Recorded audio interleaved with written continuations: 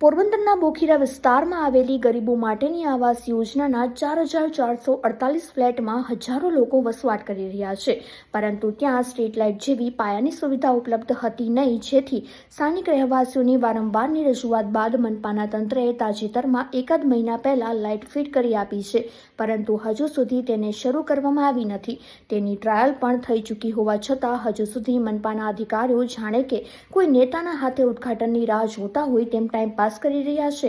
અત્યારે આ વિસ્તારના લોકોએ રજૂઆત કરી છે કે મહાનગરપાલિકાના બેદરકાર તંત્રએ વહેલી તકે સ્ટ્રીટ લાઇટ શરૂ કરીને લોકોની સમસ્યાને દૂર કરવી જોઈએ।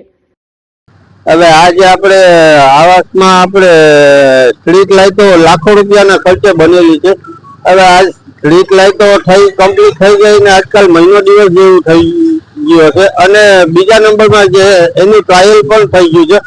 આ ટ્રાયલ થયું અને અઠવાડિયે જેવું થઈ ગયું। હવે કયા કારણોસર સ્ટ્રીટ લાઇટો હજી સુધી ચાલુ નથી કરતા એ જ કઈ ખ્યાલ નથી। આજે આવી ઠંડીના સમયમાં અત્યારે નાના નાના બાળકોને રમવું બારોબાર તો વિચાર કરવો પડે, કેમ કે અહીંયા જનાવરો ને હડપવું ને બહુ નીકળે છે, અને બીજા મજૂર વર્ગો પણ આપણે સાયકલ લઈને તમે જોઈએ જ રહ્યા છો, સાયકલ લઈને ભાઈ છે જાય છે, કઈ રીતના કેમ જાય છે હવે એને જ ખ્યાલ પડતી હશે। બસ વહેલી તકે આ સ્ટ્રીટ લાઇટો ચાલુ થઈ જાય તો સારું, જેથી કરીને વૃદ્ધ લોકોને અને નાના બાળકોને તકલીફ ના પડે।